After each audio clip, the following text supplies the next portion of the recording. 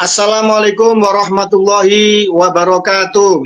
Rahayu, rahayu, rahayu Nusantaraku. Salam sejahtera bagi yang beragama lain. Baik, pemirsa Gus Fuad Channel, sesuai dengan janji kita di podcast beberapa hari yang silam dengan Bung M. Subhan SHMH. Beliau seorang putra bangsa yang sangat peduli kepada tertib hukum dan kepada nasib pribumi Nusantara. Tadi siang jam 13.30 beliau telah melaksanakan sidang pertama uji materi ke Mahkamah Konstitusi terkait kewarganegaraan orang-orang asing yang tinggal di Indonesia dan terbukti terkonfirmasi mereka belum pernah mengajukan kewarganegaraan. Terutama diantaranya adalah klan Ba'alwi, imigran dari Yaman yang akhir-akhir ini viral, disoroti dengan berbagai macam penyimpangan, termasuk pengakuan cucu Nabi yang belum terkonfirmasi, bahkan terindikasi palsu. Mereka juga rasis, mereka juga membelokkan sejarah Nusantara, mereka juga memalsukan banyak makam-makam, dan kini mereka mencoba untuk mencaplok para pahlawan bangsa, diakui sebagai bagian dari mereka. Padahal menurut sejarah mereka baru datang setelah Perang Diponegoro, kurang lebih sekitar tahun 1832.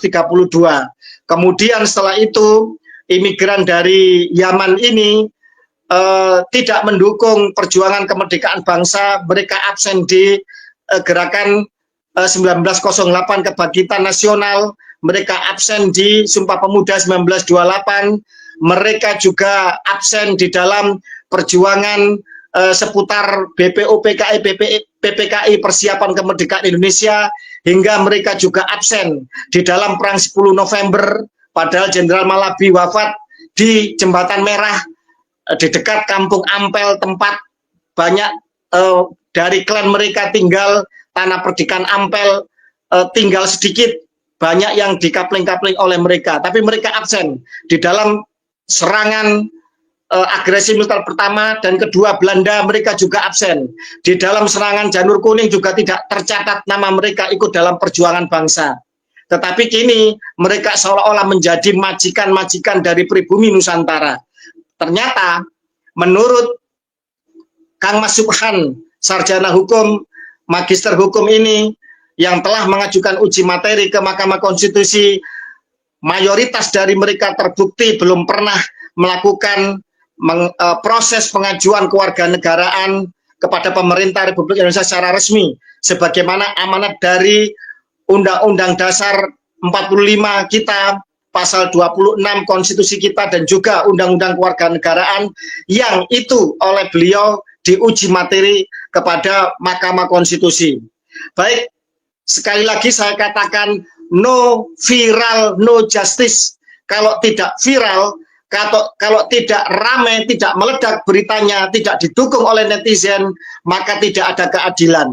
Begitulah yang masyhur di dalam kekinian Indonesia, bahwa keadilan harus dicapai dengan diviralkan dahulu. Karena itulah maka seluruh elemen bangsa yang peduli kepada nasib pribumi Nusantara, kepada konstruksi hukum kita, tertib hukum kita, tentang kewarganegaraan kita, harus mendukung perjuangan ini, pergerakan ini. Dan silahkan untuk apa yang menjadi pembicaraan pengawalan kita terhadap sidang Mahkamah Konstitusi ini bisa disebarluaskan. Boleh diambil video-video yang berkaitan dengan kegiatan ini, dengan perjuangan ini, tetapi tentu saja secara etika harus mencantumkan dari mana mengambil cuplikan video yang sedang kita konsen dan kita konsentrasi untuk melakukan uji materi di Mahkamah Konstitusi ini.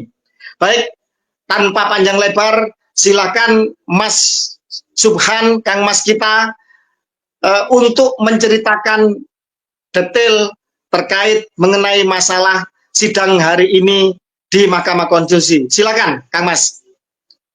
Baik. Assalamualaikum warahmatullahi wabarakatuh. Waalaikumsalam Jadi, warahmatullahi wabarakatuh. Tadi dimulai sidang panel, sidang sidang pertama oleh Mahkamah Konstitusi perkara nomor 14, yaitu perkara permohonan uji materi yang saya ajukan. Pada intinya, Majelis Hakim panel setuju dengan permohonan saya, namun ada beberapa perbaikan, dan itu saya terima sebagai masukan karena perbaikannya hanya bersifat asosial itu, atau hal yang tidak pokok, nggak apa-apa. Cuman ada salah penulisan, ada hierarki undang-undang yang kelewati, hanya itu. Tapi substansi daripada permohonan saya, justru hakim ada kekhawatiran ini berdampak sangat luar biasa, kata dia. Pasti. Dia bilang begitu. Maka begini, harus ada dukungan yang luas oleh bangsa ini agar ini dikabulkan. Tetapi andai kata karena hakim udah khawatir begitu, nggak dikabulkan, juga tidak apa-apa sebenarnya. Karena materi undang-undang dasar pasal 26 itu jelas sekali. Yang menjadi bangsa Indonesia, yang menjadi warga negara Indonesia adalah bangsa Indonesia asli. Itu nggak bisa ditawar. Kalau ditanya, khususnya umpama Mbak Alawi, kita tanya, apakah mereka bangsa Indonesia? Bukankah dia bangsa Yaman? Bahkan kalau ditanyakan kepada dirinya sendiri, dia akan pasti bilang, dia bukan bangsa Indonesia. Nah, itulah kekhawatiran hakim. Kenapa kalau ini dikabulkan akan menjadi luar biasa dampaknya itu. Karena di semua lini pemerintahan telah ada isian orang-orang Balawi ini. Hampir di semua lini pemerintahan itu ada sekarang dia. Nah, itu kalau dikabulkan itu teranulir dengan sendirinya mereka-mereka itu. Baik, sebentar.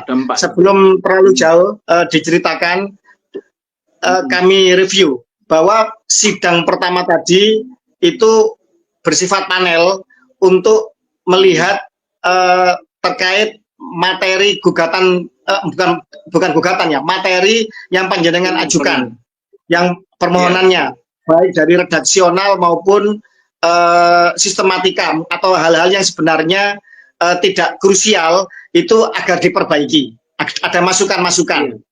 Oke, itu yang pertama. Masukan yang Oke, itu yang pertama. Yang bersifat formal. Yang bersifat formal. Oke. Tapi tidak substansial kan? Tidak mengubah. Oke, siap. Terima kasih. Kemudian yang kedua, ada statement dari salah seorang majelis hakim yang menyatakan bahwa uji materi ini akan berdampak sangat luas, sangat besar apabila nanti dikabulkan. Begitu? Patut garis bawahi. Betul. Kita nggak sebutkan nama hakimnya, nggak enak. Tapi ada dalam ruangan itu ada suara hakim begitu. Ada suara hakim yang menyatakan bahwa. Iya. Oke. Ini kalau digabungkan, artinya dampaknya luar biasa. Dampaknya akan luar biasa, berdampak luas, berdampak yang sangat dahsyat ya di dalam kehidupan kebangsaan ini. Seandainya kemudian gugatan uji materi ini ternyata nanti dikabulkan. Jadi begitu. Oke. Tapi tadi saya keluarkan argumen. Sekarang kalau nggak diputuskan, bagaimana sistem kewarganegaraan kita kacau, ada orang asing menjabat di pemerintahan, kacau bukan itu? Tak gituin, saya pada argumentasi hanya itu aja. Nah, sedangkan Indonesia itu menganut azas paternal, keturunan darah dari bapak, dari laki-laki. Itu cukup jelas untuk membuktikan bahwa dia itu dari terah laki-laki, nggak ada keturunan bangsa Indonesianya. Maka dia bukan bangsa Indonesia, harus diputus oleh hakim ini menurut saya. Tapi andai kata tidak diputus, tidak dikabulkan, juga tidak akan berubah status para orang asing ini, akan tetap menjadi warga negara asing. Karena undang-undang dasarnya bunyinya begitu. Baik, sebentar. Sebelum terlalu jauh, artinya sidang pertama ini masih peninjauan terhadap materi panjenengan, itu yang pertama. Baru sidang kedua nanti mungkin sudah mengarah kepada argumentasi hukum ya, yang harus disampaikan untuk untuk pengujian itu sendiri. Oke, begitu ya? Jadi nanti iya betul, sidang kedua masih bersifat panel. Sidang pendahuluan. Kedua, tanggal 24 nanti. Tanggal 24. Nah, 14 hari lagi, iya. 2 minggu lagi.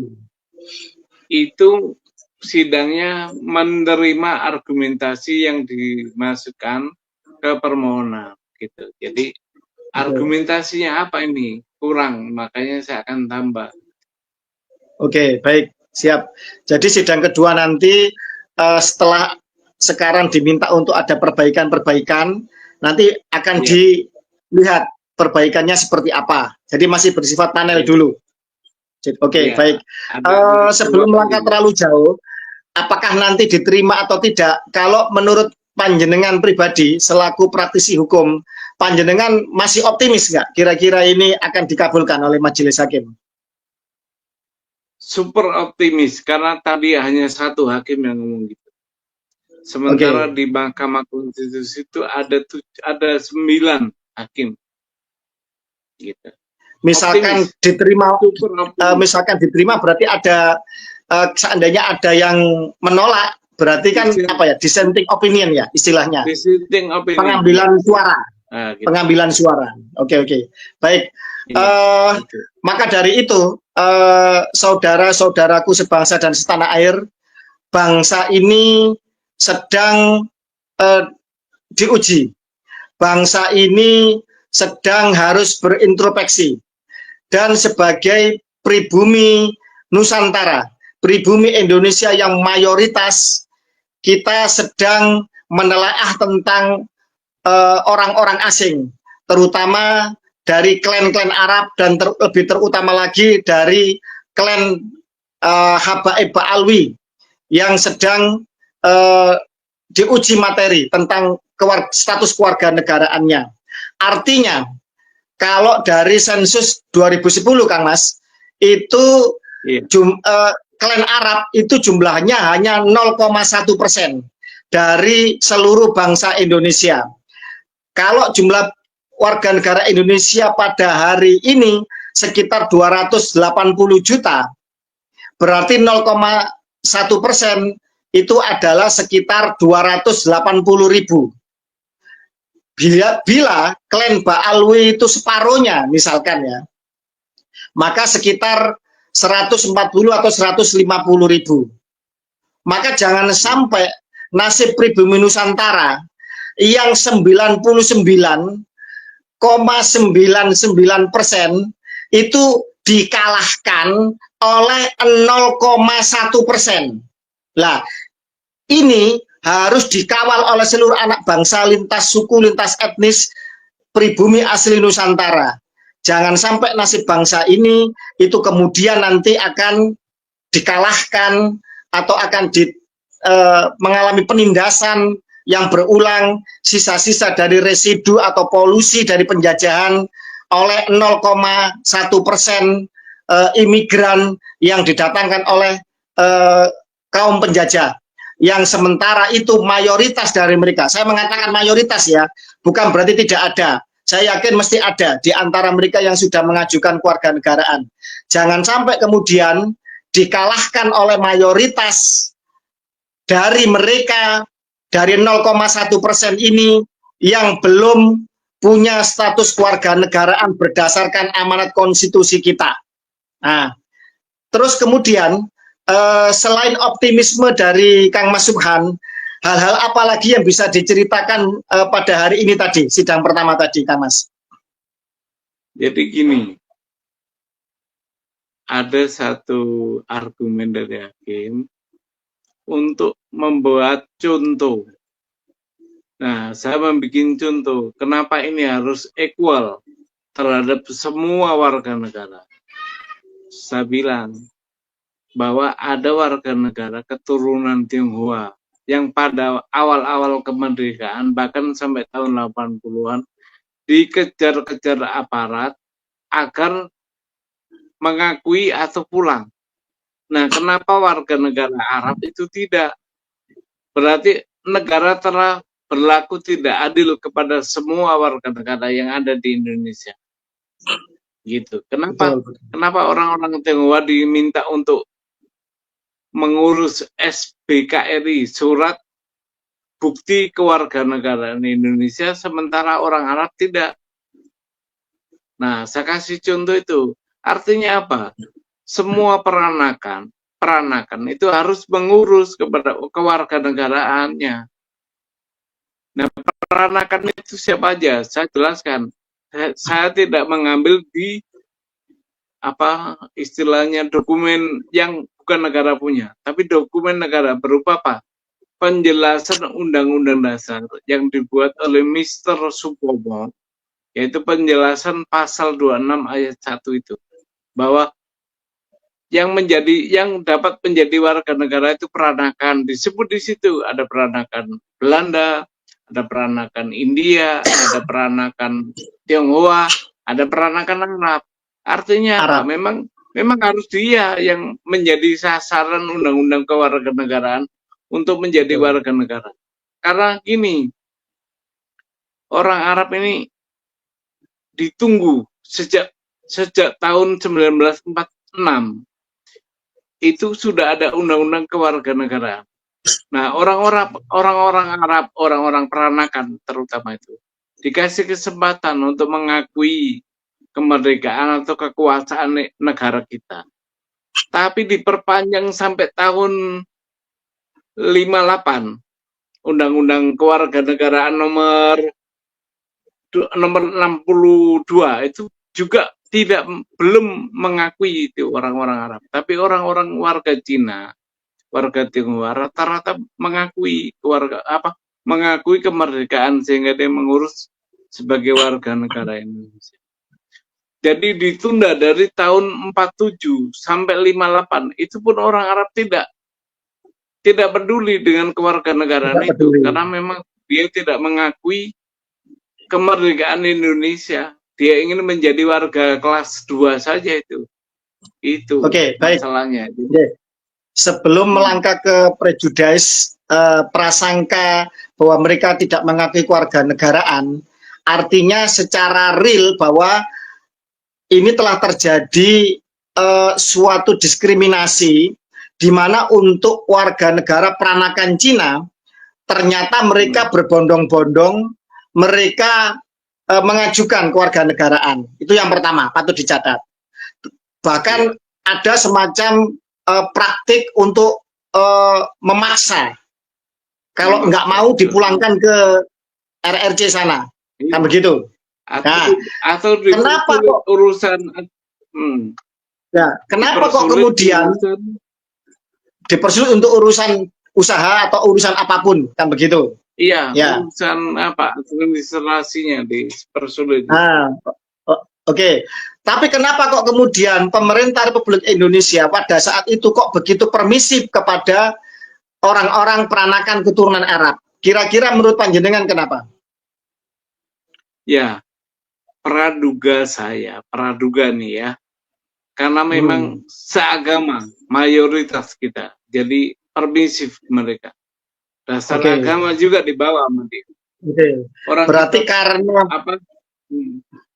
Berarti karena seagama, artinya karena mereka ini para imigran Arab ini yang dari Yaman ya, terutama ya, itu dianggap seagama dengan pemeluk agama mayoritas yaitu Islam, sehingga mereka seolah-olah mendapatkan kelonggaran, dan kalau menurut saya bukan kelonggaran, ini pembiaran dan keteledoran sebenarnya. Iya. Kan begitu. Karena diskriminasinya ini parah ini. Kenapa Cina ditekan, yang Arab dibiarkan? Kan begitu. Lah, itu. Ini tidak boleh dibiarkan lagi. Hukum tidak boleh tumpul ke atas, tajam ke bawah. Termasuk juga tumpul kepada mayoritas, tajam kepada minoritas. Di mata hukum semuanya sama, kan begitu. Siapapun itu harus sama, kan begitu. Jadi, artinya di dalam masalah kewarganegaraan ini, kepada mereka-mereka seluruh peranakan dari etnis asing harus sama pula perlakuannya. Ini kalau kita mau menerapkan Bhinneka Tunggal Ika, mau menerapkan kesetaraan, mau menerapkan tertib hukum yang benar, kan begitu Kang Mas? Kalau menurut kami seperti itu. Negara tidak boleh memihak kepada satu karena agama. Itu bahaya. Setuju. Jadi equal kewarganegaraan itu tidak boleh dipandang dari agama. Itu akan berbahaya. Sekarang kita balik, coba ke umat Islam yang minoritas, apa bahayanya kita, kan? Apa nggak bahaya kita, ya? Iya. Nah, begitu sebaliknya, maka ukuran agama tidak boleh dicampur dengan hukum positif. Agama punya hukumnya sendiri, negara punya hukumnya sendiri, dan kedua-duanya tidak bertabrakan kalau diterapkan. Setuju. Bahkan saling mengisi, itu mestinya itu. Nah, aparatur kita itu nggak punya pikiran begitu, maka yang seagama lah yang dia terima, bahkan difasilitasi gitu. Nah, yang double minoritas kasihan. Baik, gitu. Baik. Maka berasal dari situlah kita ingin pemerintah kita memandang sama semua di depan hukum warga negara. Nggak boleh pilih kasih. Itu. Oke, baik, kembali kepada optimisme panjenengan dan kepada saya yakin para hakim Mahkamah Konstitusi masih punya hati nurani, masih punya akal sehat dan kejernihan berpikir untuk menegakkan konstitusi itu sendiri, karena mereka adalah garda terdepan untuk pengawal konstitusi. Artinya seandainya kemudian optimisme kita berjalan bahwa uji materi panjenengan diterima, dikabulkan, maka berarti mereka-mereka yang duduk di dalam pemerintahan atau jabatan publik, jabatan politik, atau kemudian dalam hal ini sesuai dengan undang-undang agraria, bahwa ini harus ditarik dulu oleh negara. Begitu ya konsekuensinya, Kang Mas? Ini konsekuensinya sebenarnya sudah harus begitu. Tanpa ada putusan MK juga harus begitu, karena memang terbukti mereka bukan warga negara Indonesia. Cukup ditanya aja, kamu punya nggak pengesahan sebagai warga negara Indonesia? Kalau nggak punya, ya berarti orang asing. Nah, betul. Itu undang-undang sudah membatasi itu, undang-undang dasar dan undang-undang kewarganegaraan membatasi bahwa cukup punya nggak kau pengesahan. Nah, kalau nggak punya, kan tanpa MK pun nggak apa-apa. Tapi gini loh, pemerintah kita kalau tidak ada putusan begini, itu abe. Mengabaikan itu semua. Nyatanya mereka yang terbukti orang asing bisa menjadi calon presiden loh. Itu puncak untungnya nggak ketolongan tuh. Iya betul, puncak ketololan ya. Keteledoran dan ketololan. Artinya gini, sebenarnya tanpa langkah hukum uji materi ini, sebenarnya baik dari konstitusi maupun perundangan di bawahnya, ini sebenarnya secara otomatis mereka ini sebenarnya telah terbukti nyata-nyata dan sah bukan warga negara Indonesia sebenarnya, kan begitu. Cuma diperlukan langkah-langkah hukum untuk kemudian bisa menegaskan dan membuat melek semua mata anak bangsa Iya. kita ini, kan begitu. Iya. Misalkan Mestinya gini begitu. Kang Mas. Misalkan gini, ada seorang Habib misalkan punya tanah atau aset atau SHM. Iya. Panjenengan berani untuk Iya. menggugat bahwa dia tidak berhak atau gugur kepemilikannya. Iya. Akan saya buktikan itu di pengadilan kalau ada. Bahwa Oke, apa yang baik. dia miliki hak atas tanah SHM itu harus gugur. Gampang aja itu nanti kalau di pengadilan buktikan bahwa kamu adalah warga negara Indonesia. Nah, kan Baik. muncul itu bukti. Karena Baik. gini, ini beda dengan apa pergulatan soal nasab. Kalau warga negara ini masih kontemporer, masih kekinian, masih bisa dijangkau, masih banyak yang hidup, undang-undangnya masih berlaku. Jadi kalau nasab itu udah puluhan ribuan tahun, jadi bisa berkelit. Tapi kalau ini nggak bisa berkelit mereka. Betul. Kenapa? Baik. Nenek moyangnya baru berketurunan baru 3 generasi paling ya 4 telah generasi. Bahkan ada yang generasi awal mungkin. Ya. Nah, baik. undang-undang Saya kita sepakat masih itu. berlaku. Saya sepakat itu. Artinya gini, ketika mereka, saya dalam tanda kutip ya, klan Ba'alwi yang mengaku cucu Nabi ini, itu dipertanyakan nasabnya, perdebatannya adalah perdebatan yang panjang dari kitab yang seribu tahun lebih, kan begitu. Kita cari di abad-abad awal hingga ke sekarang pembuktiannya. Juga masih harus dengan sampling tes DNA, kan begitu. Iya. Orang Arab bagaimana, yang kemudian keturunan Ismail bagaimana, keturunan Ishak bagaimana, orang Quraisy bagaimana, Hasan Hussein bagaimana. Artinya butuh pembuktian yang harus komprehensif dan begitu luas cakupannya.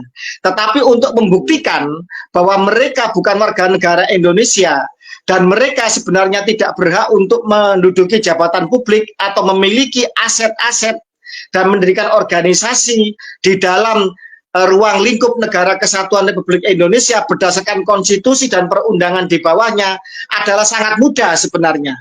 Karena mereka baru datang sekitar 3-4 generasi di Nusantara. Begitu, maksud panjenengan. Iya. Gini, batasan kita adalah kemerdekaan. Waktu merdeka, dia menjadi warga negara mana? Kalau dia menjadi jadi orang asing, bukan warga negara Indonesia, maka dia harus mengurus pengesahan sebagai warga negara. Nah, itu masih kejangkau. Nenek kita, kakek kita masih hidup itu, masih menyaksikan itu. Jadi gini, saya tegaskan lagi, tanpa putusan MK, mereka orang-orang bangsa lain yang tidak memiliki pengesahan sebagai WNI dan ikut dalam pemerintahan itu gampang membuktikan. Cukup kita tanya aja, adakah pengesahan? Kalau ada pengesahan, kita cek, ada nggak tercatat di lembaran negara. Karena gini, pengesahan sebagai WNI itu dicatat dalam buku negara, buku lembaran negara. Jadi gampang untuk ngeceknya. Iya. Gitu, baik, parameternya gampang. Pertama mereka baru datang di Nusantara, ya, datuknya. Yang kedua ketika Indonesia merdeka, mereka sebagai orang asing punya nggak pengesahan? Atau pernah nggak mengajukan pengesahan? Itu yang kedua. Yang ketiga, ada komparasi, ada perbandingan dengan peranakan keturunan etnis asing yang di Nusantara, yaitu etnis Cina. Ternyata mereka berbondong-bondong pernah mengajukan kewarganegaraan, tapi imigran Yaman dalam tanda kutip wabil khusus klan Habib Ba'alwi ini yang sekarang merasa paling mulia, paling rasis, itu ternyata tidak pernah, mayoritas tidak pernah mengajukan kewarganegaraan. Gampang sebenarnya pembuktiannya. Iya, cukup 2 undang-undang, Undang-Undang Dasar dan Undang-Undang Kewarganegaraan, cukup dia bahwa dia itu warga negara itu bukan. Itu ya. Jadi gini, akan sidang lagi tanggal 24 Maret. Siap. Nah, itu sidang panel kedua terakhir untuk menentukan sidang ini lanjut atau tidak.